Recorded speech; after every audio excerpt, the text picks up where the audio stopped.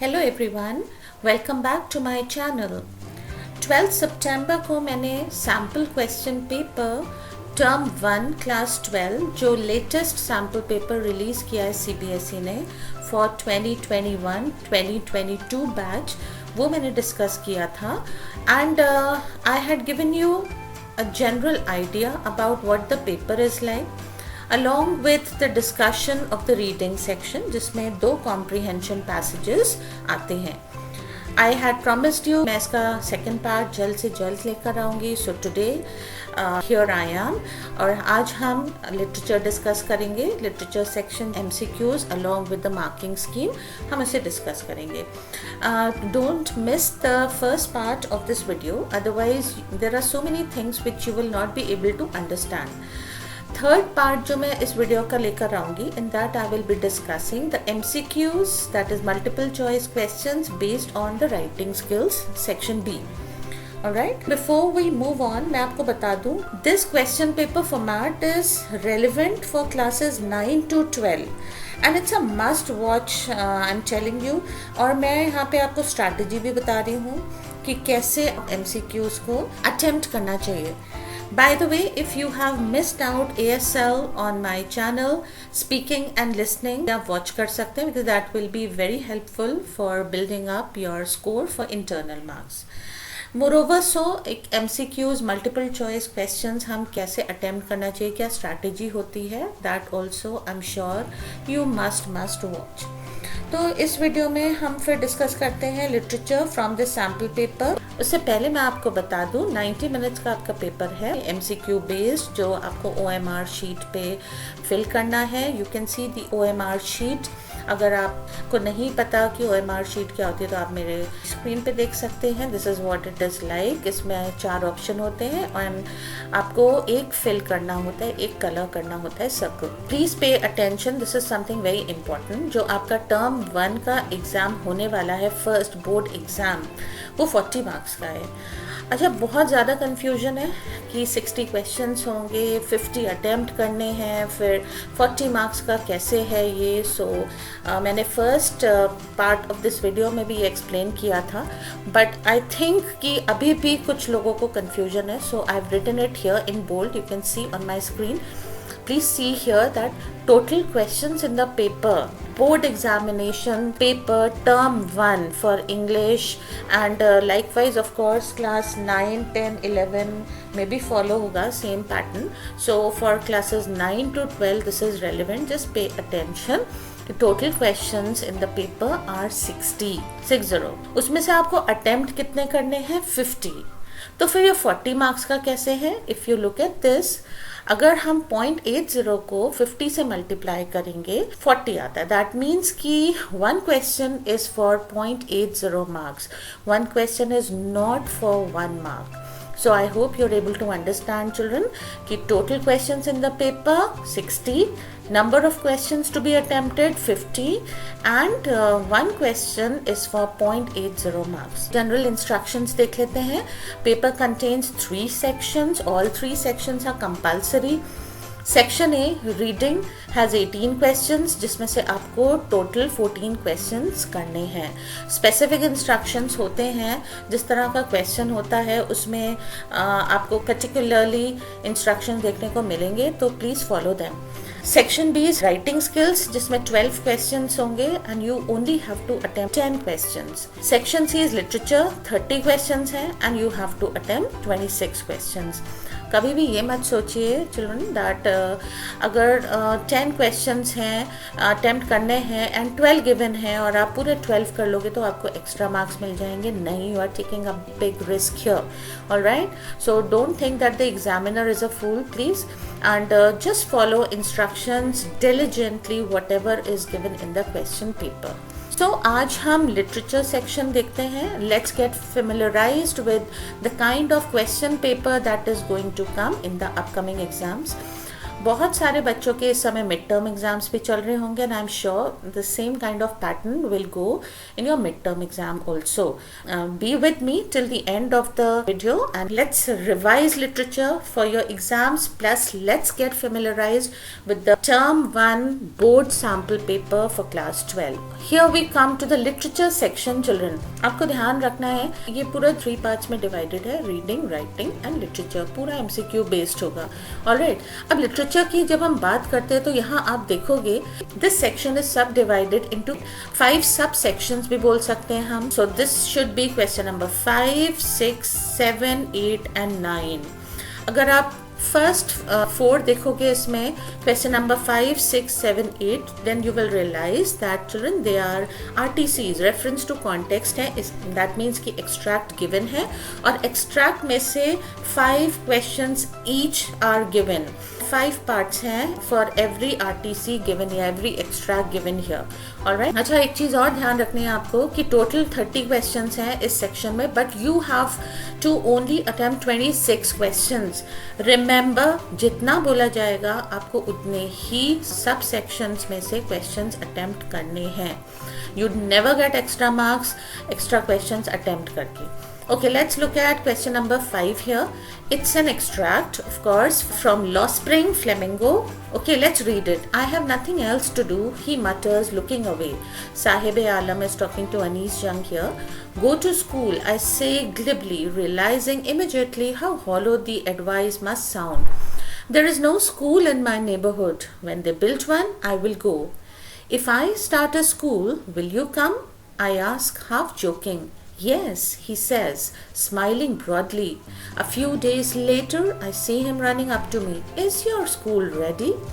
It takes longer to build a school, I say, embarrassed at having made a promise that was not meant. But promises like mine abound in every corner of his bleak world. तो यहाँ देखोगे question number 5 is a reference to context from Lost Spring by Anis Jung. इस extract में 5 parts given है children. Okay, let's look at the questions now. अच्छा, आप एक चीज और नोटिस करना, सारे क्वेश्चंस जो हैं कंटिन्यूएशन में है क्योंकि OMR शीट में तो क्वेश्चन नंबर 1 to 40 होंगे ना, तो इसीलिए फर्स्ट क्वेश्चन होगा कॉम्प्रिहेंशन का, that will be question number 1. Okay, फिर कंटिन्यूएशन में 1, 2, 3, 4 करते करते जब तक हमारा लिटरेचर स्टार्ट होता है हम क्वेश्चन नंबर 31 पे आ जाते हैं. Okay, so let's C. Sahib's muttering and looking away suggests his A part anger, B part shyness, C part embarrassment and D part anxiety. So children, you can mark with me the answers. हमारा जो answer है that is embarrassment. Okay, embarrassment क्यों? Embarrassment का मतलब होता है झेप जाना, जब आप शाय हो रहे हो किसी चीज को लेकर. So here the answer is embarrassment. Let's look at this 32nd question here. Of the 4 meanings of glibly, select the option that matches in meaning with its usage in the extract. A part, showing a degree of informality. B part, lacking depth and substance.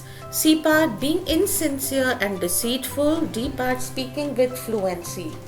Alright, so here children, the correct answer is lacking depth and substance. Meaning, she did not mean it glibly का मतलब casually होता है. She was not very sincere about it. Okay, वो meaningful way में उसने नहीं बोला when I build a school will you come, उसने तो ऐसे ही बोल दिया casually. So that means उसके promise में कोई depth नहीं था. Let's look at the next one. Who do you think Sahib is referring to as they in the given sentence? When they built one, I will go. So किसके बारे में बात हो रही है? Officials, inhabitants, teachers, journalist. देखिए, एक बार मैं आपको बता दूं चिल्ड्रन कि देखो बहुत प्रैग्मेटिक पॉइंट ऑफ व्यू से हमें ये क्वेश्चंस करने हैं. Number 1, okay, why? Because they are based more on yes the reading of the text but also on inference. ठीक है, inference का मतलब क्या होता है, आपको hypothetically कुछ imagine करना होता है या assume करना होता है या guess करना होता है, speculate करना है. Okay, you have to read between the lines कि कुछ ऐसा meaning भी आपको, आंसर भी आपको ढूंढ के लाना पड़ेगा जो directly given नहीं है, but हाँ indirectly you can understand, you know, it's been talked about. So यहाँ पे अगर हम देखें तो स्कूल बनाता कौन है? हाँ, when they build one I will go, school की बात हो रही है तो कौन बनाएगा? ऑब्वियसली ऑफिशियल्स ही बनाएंगे, है ना. सो यहाँ पे जो करेक्ट ऑप्शन है वो ऑफिशियल्स है. तो yes we do need to read between the lines, लेकिन बहुत क्लोजली आपको जितने भी चैप्टर्स हैं, जितनी भी पोइट्री हैं, उनको रीड करना पड़ेगा, उनको समझना पड़ेगा. At least I feel 3 to 4 times you should be very thoroughly revising the text. Okay, only then you will be able to do these. कोई वर्ड, कोई फ्रेज हमको छोड़ना नहीं है, हमको सारे करने हैं, चाहे पोइट्री हो चाहे चैप्टर्स हो, क्योंकि कुछ भी पूछा जा सकता है MCQs में. Let's look at the next question here. Question number 34. देखिए, just look at the kind of questions given here, children. A little different from what we used to get earlier. Okay. So here you see the question says select the option that lists the feelings and attitudes. ऐसे जो keywords होते हैं ना, इनको पहले ही mark कर लिया करो, underline कर लो या डॉट बना लो. Feelings and attitudes corresponding to the following. तो मैंने लास्ट वीडियो में भी बताया था आपको कि जब दो क्वेश्चंस होते हैं ना, दो चीज़ें पूछी जाती हैं, तो पहले हम we try to sort out one. पहले एक आंसर को हम इन्फर करेंगे, उसके बाद हम सेकंड पे जाएंगे. तो हम देख लेते हैं कौन सा क्लोजेस्ट है इसमें. तो कौन सा ऑप्शन है जो फीलिंग्स एंड एटीट्यूड्स को बताता है. नंबर 1 में अनीस जंग के लिए है. आई आज हाफ जोकिंग, सो अनीस जंग फीलिंग्स एंड एटीट्यूड है इसमें. एंड सेकेंड सेंटेंस में हम यहाँ देखेंगे this is for Sahib Alam. He says smiling broadly. A part क्या शो करता है? Do you feel that Anees Jung was her feelings and attitude show part arrogance, part seriousness. Okay, या फिर सेकेंड वाले में हम देखते हैं पार्ट अम्यूजमेंट, पार्ट इरिटेशन, या C part concern, part hurt, या D part humor, part earnestness. ठीक है, अगर आप देखोगे यहाँ पे एक्चुअली हिंट गिवन है हाफ जोकिंग. तो अगर वो it was just a joke on Anees Jung's part, जब वो बोल रही है I will build a school, तो मेरे स्कूल में आना, तो we understand this is the closest option, part humour. ठीक है, अब चलो सेकेंड वाला सॉल्व करते हैं. He says smiling broadly. तो स्माइल कर रहा है ब्रॉडली साहिब आलम, तो क्या शो करता है वो? हेसिटेशन, सबमिसिवनेस, प्राइड या self believe. So here again closest is self believe. Alright, that means D is the correct answer. Option D is the closest, so we understand this is the correct answer. Now let's look at question number 35. मैं आपको एक चीज बहुत अच्छी तरह बता दूं, हमेशा आपको क्लू क्वेश्चन में जरूर मिलेंगे, ऑप्शंस में जरूर मिलेंगे. You just have to focus, okay? Focus करके बिना डिस्ट्रैक्ट हुए, बिना कंफ्यूज हुए, आराम से उसको पढ़ो. हर क्वेश्चन को 2-3 बार पढ़िए आप, तभी आपको करेक्ट आंसर समझ में आएगा कि कौन सा करेक्ट ऑप्शन है जो क्लोजेस्ट है. Question number 35. Select the option that lists reasons why Sahib's world has been called bleak. यहाँ पे कुछ clues given है, इनको देखते हैं. The absence of parental presence, dull and cheerless world है उसका. क्यों? क्योंकि उसके पेरेंट्स नहीं है. Absence of parental presence, या poor socio-economic condition है, डाउन ट्रॉडन है, पॉवर्टी स्ट्रिकन है, या his inability to address problems, नहीं उसको नहीं पता कैसे सॉर्ट आउट करना है अपने प्रॉब्लम को, या फिर his lack of life skills. Okay, and there is one more, the denied opportunities of schooling. So which one do you think is the closest? If we look at B part, children, then we understand कि ये देखिए the poor socio-economic condition, देखो theme इस pros piece का है क्या, वो तो चाइल्ड लेबर है। चाइल्ड लेबर में कोई बच्चा क्यों जाएगा या पेरेंट्स क्यों किसी छोटे बच्चे को जिसको पढ़ाई करनी चाहिए उस वर्क करने भेजेंगे, only if this is the reason, ठीक है, अगर वो गरीब होगा तो। फिर हम अगर ये देखते हैं डिनाइड अपॉर्चुनिटीज ऑफ स्कूलिंग, ठीक है, ऑब्वियसली अगर वो काम कर रहा है एज अ लेबरर तो वो स्कूल तो नहीं जा रहा है, तो उसको अपॉर्चुनिटी नहीं मिल रही है। So option B is the closest. So I hope you are able to understand this. Next sub part देख लेते हैं, question number 6। Next extract, tiny vestiges of the old terror would return, but now I could frown and say to that terror, trying to scare me, well, here's to you, look, and off I'd go for another length of the pool. This went on until July, but I was still not satisfied. I was not sure that all the terror had left, so I went to Lake Wentworth in New Hampshire, dived off a dock at Triggs Island, and swam 2 miles across the lake to Stamp-Act Island. I swam the crawl, breaststroke, side stroke and backstroke. Only once did the terror return. When I was in the middle of the lake, I put my face under and saw nothing but bottomless water. The old sensation returned in miniature. This is from Deep Water by William Douglas, very motivational one. Alright, इसके questions देख लेते हैं। Extract 2 है ये, again it has 5 parts. Let's see, question number 36. Why did Douglas go to swim at Lake Wentworth? Okay, so options देखते हैं। To showcase his skills for all who had doubted him, ये तो नहीं है। एक MCQs का strategy ये भी होता है चिल्ड्रन की, you can always work through elimination। जो option आपको लगता है आंसर नहीं है उनको हम एलिमिनेट कर सकते हैं, उनको हम स्ट्राइक ऑफ कर सकते हैं। तो यूजुअली होता क्या है कि लास्ट में आपके पास 2 ऑप्शंस होते हैं, तो उसमें से जब आप आंसर चूज करोगे तो वो इजी हो जाता है। MCQs पे मैंने एक वीडियो भी बनाया हुआ है, स्ट्रैटेजी है उसमें, काफ़ी सारी बहुत easy and very very accurate appropriate strategies हैं। You can always go ahead and watch it. I'll post the link in the description box. Okay, option B देखते हैं। To honor the efforts of his swimming instructor, this is also incorrect. To build on his ability of swimming in a natural water body, this is also incorrect. So basically we understand जो correct answer है वो यही होना चाहिए। फिर देखते हैं क्या है। To know for sure that he had overcome his fear of drowning in water. देखो कितना easy है। ऑलराइट, बहुत ज़्यादा डिफ़िकल्ट नहीं है, इतना ज़्यादा डरने की आपको ज़रूरत नहीं है। एलिमिनेशन के थ्रू जब आप करोगे MCQs तो और भी इजी हो जाता है। Let's move on to question number 37 here. Select the option that lists the correct inference based on the information in the extract. Inference word आ गया फिर से। inference का मतलब ही क्या है? You have to guess, you have to speculate. Okay. Let's see क्या information है extract में, उसके बेस पे हमें क्या इन्फर करना है इसमें। Triggs Island and Stamp Act Island are both located in Lake Wentworth.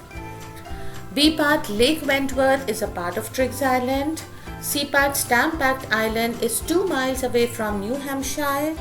Lake Wentworth is connected via docks to New Hampshire. Alright, let's look at this and try to understand. Extract पे जाते हैं। Here, this is it ना, यहाँ से question इन्होंने form किया है इस part से। So let's read it again. I went to Lake Wentworth in New Hampshire, dived off a dock at Triggs Island and swam 2 miles across the lake to Stamp-Act Island. Okay, so let's come back to the question. So according to the RTC, क्या समझ में आता है हमें? This should be the closest. Triggs Island and Stamp-Act Island are both located in Lake Wentworth. Okay, and of course literature है, तो आप पहले से पढ़ के भी जा रहे हो, तो बहुत सारी चीज़ें हैं चिल्ड्रन जो आपको ऑलरेडी पता होनी चाहिए। Okay okay, question number 38। What was the reason for the return? देखो रिटर्न वर्ड को सिंगल इन्वर्टेड में किया है, दैट मीन्स कि हाईलाइट किया है। ओके, तो दैट मीन्स इसी से रिलेटेड हमारा क्लू होगा ऑप्शंस में। क्या रीज़न था उसका टेरर जो रिटर्न हुआ? ओके, So यहाँ पे हम देखते हैं was it superstitions about the dog at Triggs Island or recent reports about drowning incidents or prior drowning experiences or warnings by experienced swimmings. So the only thing that is very close to the pros, ठीक है, जो हम chapter पढ़ के आए हैं ये है प्रायर ड्राउनिंग एक्सपीरियंसेस की वजह से वो थोड़ी देर के लिए डर गया था. उसके बाद उसने चैलेंज किया था ना अपने टेरर को. यहाँ पे ही सेज ना when I was in the middle of the lake I put my face under and saw nothing but bottomless water. ये वाला टाइम था जब वो डर गया था. And here in the first line you'll see he says trying to scare me. Well here's to you, look. तो यहाँ पे एक्चुअली टेरर को पर्सोनिफाई भी किया गया है. मिस्टर टेरर भी बोला है उसने चैप्टर में, ठीक है. सो बेसिकली वी अंडरस्टैंड क्योंकि वो डर गया था कि पहले भी बहुत लोग वहाँ पे ड्राउन हो चुके थे. So that is the reason that the terror return to him. Okay, directly given नहीं है, आरटीसी में नहीं है, बट यस आपने चैप्टर पढ़ा है तो आपको पता होना चाहिए. Question number 39. Douglas mentions that the old sensation return in miniature. Miniature का मतलब क्या होता है? मिनी वर्ड से ध्यान रखिए, छोटा, small. Okay, so in miniature that means पूरी तरह से वो नहीं डरा, लेकिन हाँ थोड़ा बहुत, little bit he was scared. Okay, so what does this mean? He means that he felt the familiar feeling of fear at regular intervals on a small scale repeatedly without notice. हमारा तो hint यहाँ पे बिल्कुल clearly given है. देखो miniature, mini, और यहाँ पे क्या है? On a small scale. So we understand that B is the correct option. Question number 40. How did Douglas handle the old sensation? ठीक है, इसको हाईलाइट कर लो. हमेशा कीवर्ड्स कुछ ना कुछ ज़रूर होते हैं क्वेश्चन में, से हाईलाइट ज़रूर कर लिया करो, अंडरलाइन कर लो या डॉट बना लो, whatever. Okay, so how did he handle the old sensation? क्या किया उसने? उसे एड्रेस किया, मतलब उससे बात की, या उसे अवॉइड किया उस फियर को, या he submitted to it, was he submissive, और ही स्टेड इनडिफरेंट, मतलब उसने ध्यान ही नहीं दिया. We know that he addressed it. How do we know that? Look at the first line here, first two lines here. But now I frown and say to that terror. उसने उससे बात की, he addressed it. Okay? So look at it, children. It's so very simple. हाँ, कुछ questions आप direct RTC से नहीं कर सकते जब तक आप chapters को read नहीं करते हो, chapters को, poetry को. Okay? So anyway, let's move on to the 7th one here. This is another extract. Third extract है ये. इसमें भी आपको 5 पार्ट्स देखने को मिलेंगे, ठीक है. So let's look at this. This is from an elementary school classroom in a slum. Okay, इसमें हम देखेंगे Stephen Spender is talking about 4 examples of allegory हैं यहाँ पे जो एक्सट्रैक्ट गिवन है. Tall girl, okay, then paper seeming boy जिसकी rat's eyes हैं. This is the second example of allegory. फिर हम देखते हैं नेक्स्ट है stunted unlucky heir of twisted bones. And finally one unnoted sweet and young boy who sits at the back of the class. तो यहाँ पे 4 बच्चों का मेंशन है. चारों बच्चे कोई ना कोई, हम allegory किस लिए बोल रहे हैं? क्योंकि चारों बच्चे कोई ना कोई आइडिया रिप्रेजेंट कर रहे हैं. टॉल गर्ल क्या रिप्रेजेंट कर रही है? बर्डन, है ना, emotionally, mentally, physically she is burdened. Paper seaming boy malnutrition, undernourished है. Rat size shows insecurity, always on the lookout of food. Then stunted unlucky air क्या है? This is a diseased generation. Air बोला जा रहा है इन्हें, but actually में क्या है? The only thing that they have got from their parents is disease. Okay. In particular यहाँ पे नाल डिजीज की बात हो रही है, मतलब ट्विस्टेड बोन्स की डिजीज. देन यहाँ पे आप देखोगे द 4th एग्जाम्पल, एक स्वीट एंड यंग बॉय है. His eyes lives in a dream. ये थोड़ा सा डिफरेंट है बाकी बच्चों से because he is dreaming while others are burden. चलो अब देख लेते हैं इसका. The poet draws attention to the problem of dash while describing the boy as paper seeming. कितना सिंपल है, पेपर सीमिंग का मतलब है अंडर नरिश्ड, है ना. तो हमें और ऑप्शन अगर हम नहीं भी देखते तो हमें पता है माल न्यूट्रिशन की बात हो रही है यहाँ पे. Untidiness, isolation and fourth option is abandonment, इनकी बात नहीं हो रही है, माल न्यूट्रिशन की बात हो रही है. Question number 42. Which option has the underlined phrase that applies the poetic device for rat's eyes. Okay, so यहाँ पे हम देखते हैं कि रैट साइज की बात हो रही है, तो कौन सा ऑप्शन है जो क्लोजेस्ट है. ठीक है, यहाँ पे आपको फ्रेजेस गिवन है, वो ऑलरेडी हाईलाइटेड हैं बिकॉज दे आर अंडरलाइन, फिर भी मैं हाईलाइट कर दे रही हूँ. Like a clam, as swift as a gazelle, black sheep, chattering with fear. Okay, तो रैट साइज को अगर हम देखते हैं तो which one is the closest option. He shut up like a clam when interrogated. She runs as swift as a gazelle. He is considered as the black sheep of the family. She ran away chattering with fear. So the closest option here according to me, children, is C. He is considered the black sheep of the family. Alright, so black sheep of the family का मतलब होता है children that in a family you know there is one person who doesn't fit in, वो थोड़ा different है बाकी सबसे, तो उसको black sheep बोलते हैं. Okay, let's move on to question number 43 here. Select the correct option to fill the blank. The tall girl's head is weighed down. So why is she burdened? Is it effect of diseases? Is it need for concentration? Is it desire to remain unnoticed? Or is it the burdens of poverty?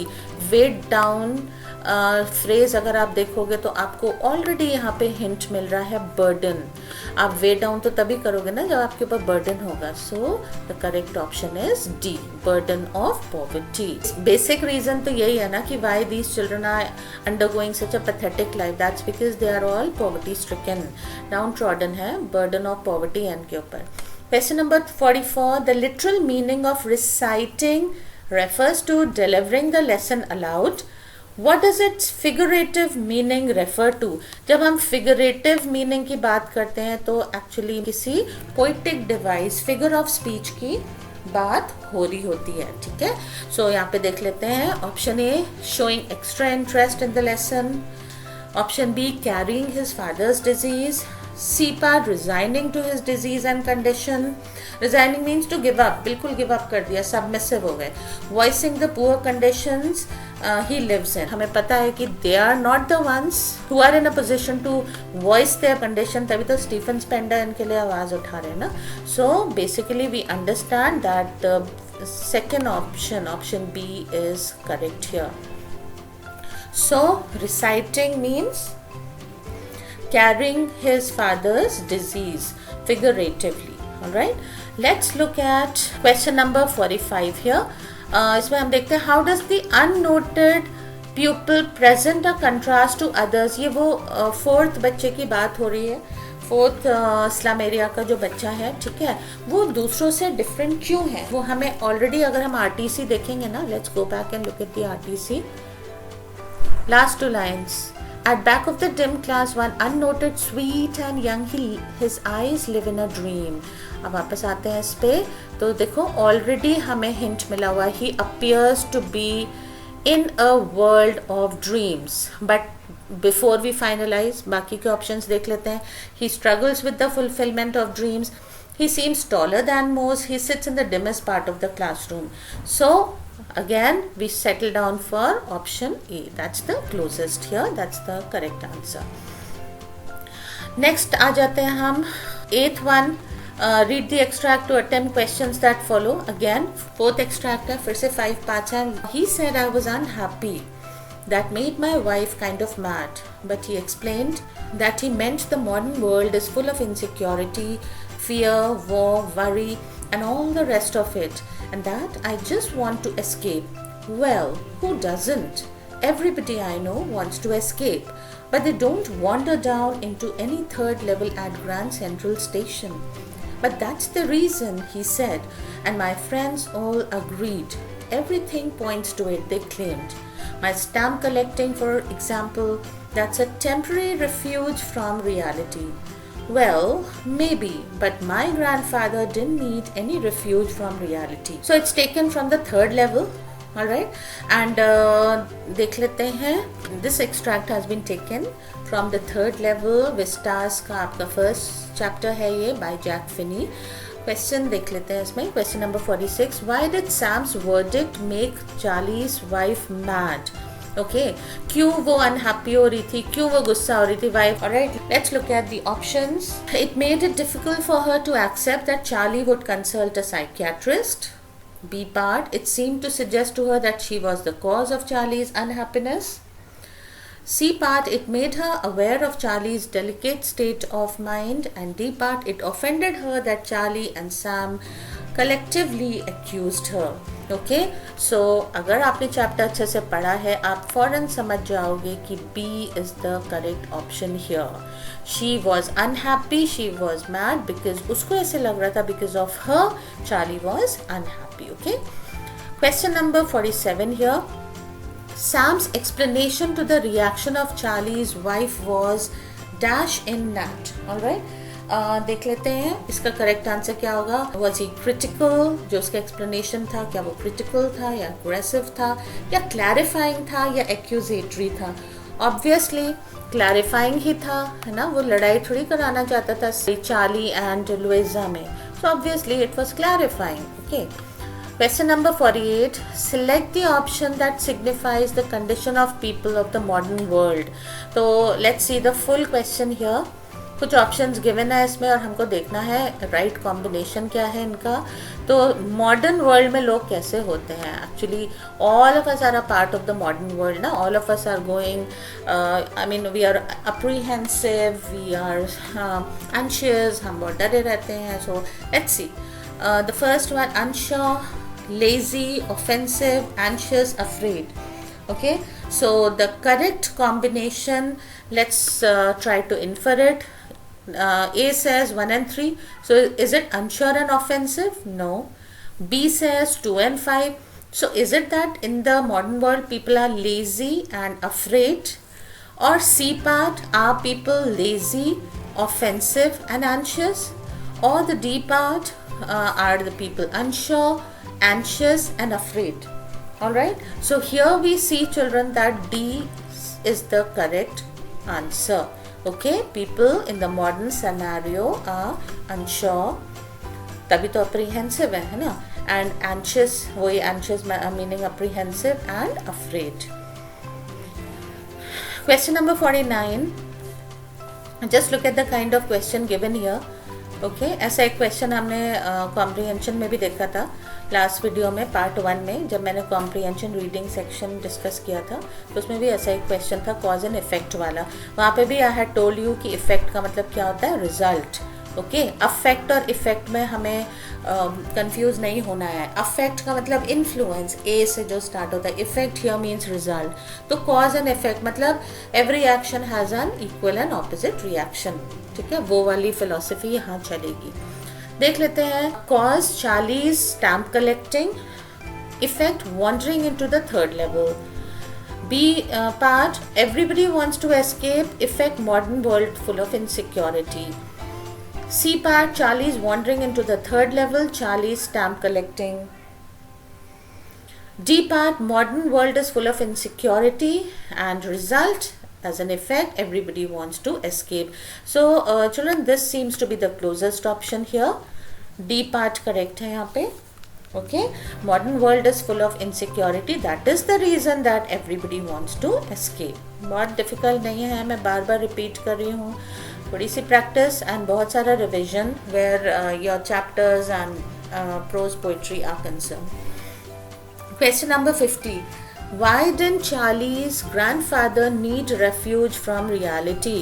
When he was accused, you want to escape from the reality, तभी तुम philately करते हो, stamp collection करते हो. तब उसने क्या बोला था कि even my grandfather use to do it but he belong to such a time period when there was absolute peace. तो that means he was justifying कि नहीं वो इसलिए stamp collection नहीं करता. He is not trying to escape. So he was too busy to bother. He had chosen to deny his reality. He lived in peaceful times. He was a very secure person.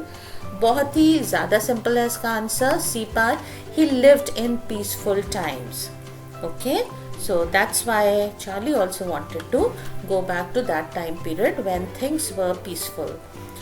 Question number 9 आ जाता है. Children, please pay attention to this. Random questions given है यहाँ पे. Okay, and हैं सारे of course MCQ based ही. पहले ही हमने देखा था कि 60 MCQ multiple choice questions हैं जिसमें से हमें 50 करने हैं, है ना, और पेपर 40 मार्क्स का है, तो 0.80 मार्क्स का एक आंसर है. Let's see. In keeping quiet, the poet does not want the reader to confuse his advice for total inactivity. So, A part, experimentation. किस चीज़ की एडवाइस दे रहा है? He does not want the reader to confuse his advice for experimentation or relaxation or isolation or introspection. Okay, so पूरी poetry हमको पता है introspection and retrospection पे ही based है ना. So this is the correct answer. Let's look at the next one. Question number 52. On his way to school, Franz says that he had the strength to resist and chose to hurry off to school. ये जो underlined phrase है strength to resist, ये हमें क्या बताता है France के बारे में? उसकी कौन सी क्वालिटी हमें पता चलती है यहाँ पे? Okay, so does it tell us that he was hesitant, or was he threatened, or was he tempted, or was he repentant? So the correct answer is tempted. ये वाला क्वेश्चन बहुत ही ज़्यादा सिंपल इसलिए हो जाता है बिकॉज ये this word is given on the very first page of your flamingo. मतलब आप चैप्टर जैसे ही पढ़ना स्टार्ट करोगे तो स्टार्टिंग में ही आपको देखने को मिल जाएगा कि he was tempted. Okay, question number 53. Select the suitable option for the given statements based on your reading of Law Spring.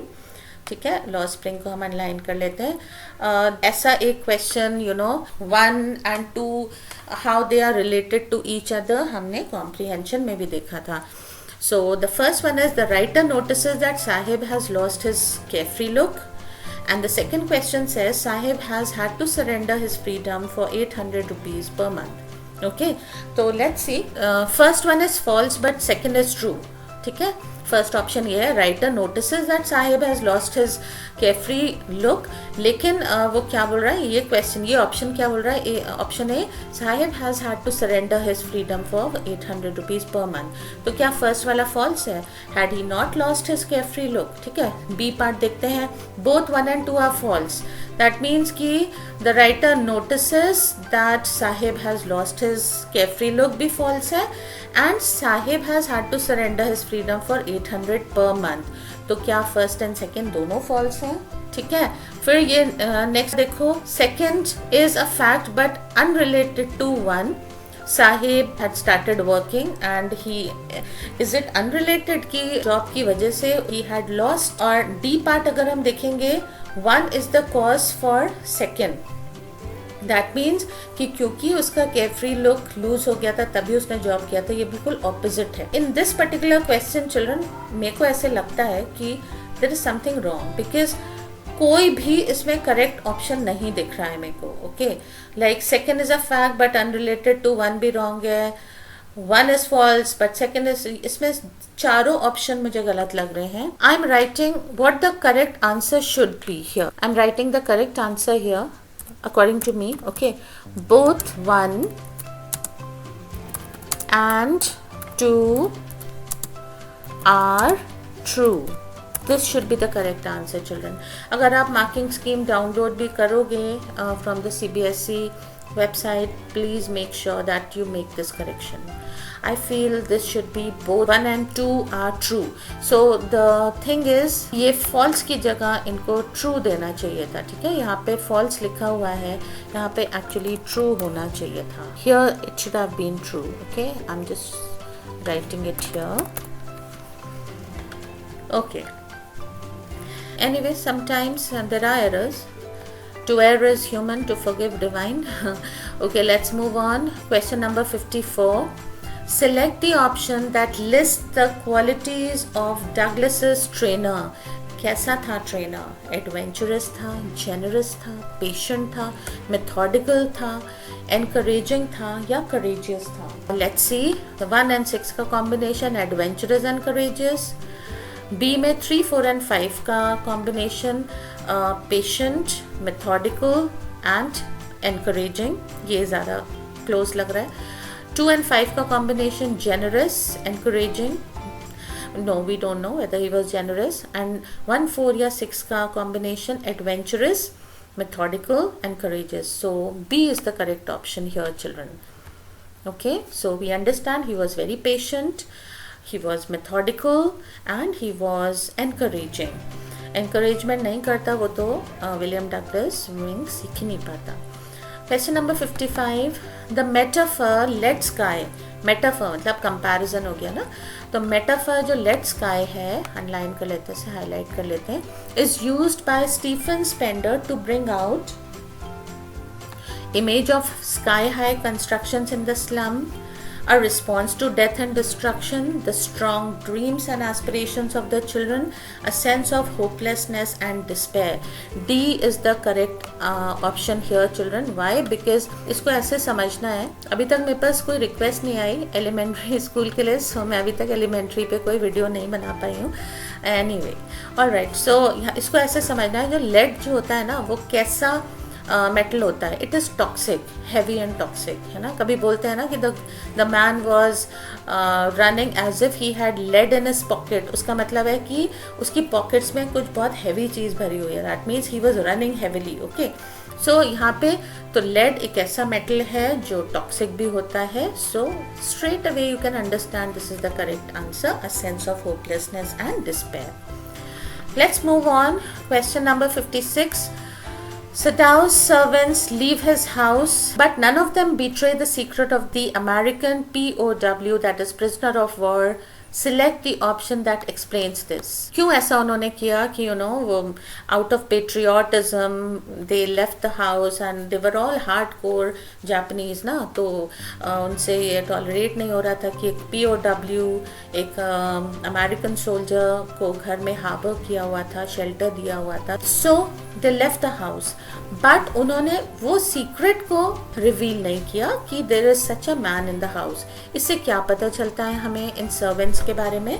The servants truly believed that they must not be a part of the household which sheltered a prisoner of war, but their love and loyalty to Sadao made them keep the secret safe.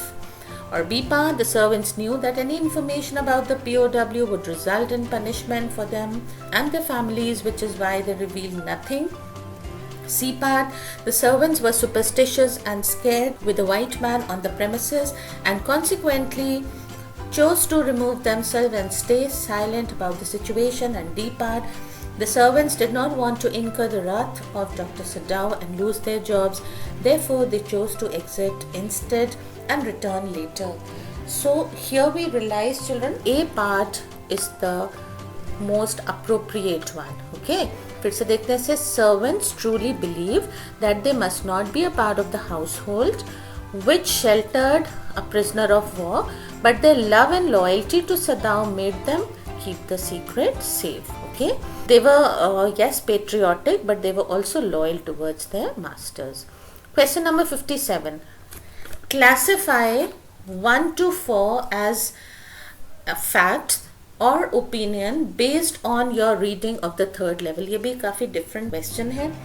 बहुत अच्छे से, बहुत आराम से time लेके हमें इसे समझना है, जल्दी नहीं करनी है. The first clue given is first day covers are never opened. Grand Central is growing like a tree. President Roosevelt collected stamp. Sam was Charlie's psychiatrist. ठीक है, तो ये वाला फैक्ट है. First day covers are never opened. And और कौन सा fact है? President Roosevelt collected stamps. Fourth one, Sam was Charlie psychiatrist. Sure enough fact है ये. Yes, okay. एंड ये देख लेते हैं ओपिनियन क्या है सेकंड में. Grand Central is growing like a tree. So I think यही करेक्ट ऑप्शन दिख रहा है. अभी हमने और पढ़े नहीं है, लेकिन यही करेक्ट लगता है. Let's look at the second one. यहाँ पे क्या दिखा रहा है कि सेकेंड ऑप्शन क्या है, फैक्ट है. Grand Central is growing like a tree. No, it was not fact. तो ये गलती है. आगे बढ़ते हैं. सी पार्ट, इसमें भी वही है कि सेकेंड सेंटेंस इसमें फैक्ट है. Grand Central is growing like a tree. No, this is not a fact. ये इमेजिनेशन था चार्ली का. ठीक है. डी पार्ट देख लेते हैं. थर्ड वन फैक्ट है. President Roosevelt collected stamps. Yes. Sam was Charlie's psychiatrist. Yes. और ओपिनियन क्या है, first and second first day covers are never opened. Grand Central is growing like a tree. First one is not an opinion, it is a fact. Okay, that first day covers are never opened. So we settle down finally for A part. Option A ही ठीक है, most appropriate. Question number 58. Identify the tone of Pablo Neruda in the following line. Keeping quiet by Pablo Neruda, of course. तो हमें already पता है he was appealing. ठीक, वो appeal कर रहा था कि क्या करना है, हमें अपने आप को इंट्रोस्पेक्ट करना है. Take some time out of your hectic schedule, sit back, introspect yourself. Okay, so let's see tone क्या होनी चाहिए. टोन को हाईलाइट कर लेते हैं. Confident and clear about the future events, dramatic about the prediction he made, convinced about the sequence of events to follow, uncertain yet hopeful about the possibility. So D part is the most appropriate one here children. He was uncertain yet hopeful about the possibility. Question number 59. Dr. Sadao mutters the word my friend. Irony है ये prose piece में. While treating the American POW, that is prisoner of war, in the light of the circumstances, we can say that this was okay. Again हमने options पढ़ने से पहले ही हमें पता चल गया आंसर क्या है. Humorous, क्लाइमैक्टिक, आयरॉनिकल और ominous. Of course it's ironical. ठीक है, क्योंकि वो तो एनिमीज थे ना, उनको बोला गया था कि वो एनिमीज हैं. दैट बट वो बोल क्या रहा है, वो माय फ्रेंड बोल रहा है उसे. So obviously my friend and enemy, friend and enemy opposite है, तो आयरनी है. लास्ट क्वेश्चन देखते हैं यहाँ पे. The sight of young trees and merry children on the way to Cochin is dash the poet's ageing mother. Okay, अगर आपने ये पोइट्री पढ़ी है, मेरे चैनल पे भी इसके 3 पार्ट्स हैं, प्लीज़ देख लीजिए. जितनी भी पोइट्री एंड प्रोज हैं उसको अगर आप देखेंगे मेरे चैनल पे तो आपको बहुत ज़्यादा सेटिस्फैक्शन होगा, क्योंकि नोट्स भी हैं और बायलिंगुअल हैं. हिंदी में मैंने उन्हें एक्सप्लेन किया हुआ है with of course English wherever necessary. तो जब आप देखोगे उन्हें तो आपको फिर बस एक ही बार बुक पढ़ने की ज़रूरत पड़ेगी. They are so good. Okay, and very very helpful notes are there. Please go for them. So यहाँ पे जब Kamala Das was undergoing that same kind of fear, एक पेन, जब वो अपनी मदर को देख रही थी and she compares her face to a corpse, a dead body, तब वो बाहर देखने लगी थी और एकदम से कंट्रास्ट हुआ था ना. कंट्रास्ट क्या था कि वो पैसिविटी जो कार के अंदर थी, that world of passivity and fear and एक इनसाइड द कार, एंड एक बहुत अजाइल वर्ल्ड विंडो पेन के बाहर. ओके, जिसमें 2 चीज़ों का मेंशन है, एक तो sprinting trees and merry children spilling out of their homes. Okay, so ये क्या शो कर रहे हैं? Like a divine assurance, sharp contrast, distraction from pain, or the bridge between the poet. It should be in sharp contrast to the bridge between the poet and the poet's aging mother. So let's settle down for this. This is the most appropriate and very accurate answer, in sharp contrast to the poet's aging mother. So I hope this is helpful for you children. मैंने एक एक question आपके साथ discuss किया है. आराम से देखिए इस वीडियो को. आप क्वेश्चन पेपर अगर आपके पास है, आप उसमें ये सारे आंसर्स जो मैंने हाईलाइट किए हैं साथ साथ में आप हाईलाइट कर सकते हैं, so that it's a good revision also for you for the upcoming board exams. So all the best children, and don't miss out the first part of this video जिसमें मैंने पेपर इन जनरल डिस्कस किया है, plus also the reading section जिसमें दोनों comprehensions को detail में मैंने discuss किया. अपकमिंग वीडियो में हम राइटिंग स्किल्स पे क्या मल्टीपल चॉइस क्वेश्चंस हैं जो बेस्ड हो सकते हैं वो डिस्कस करेंगे. Alright, so stay tuned children, and please subscribe. Thank you. God bless you.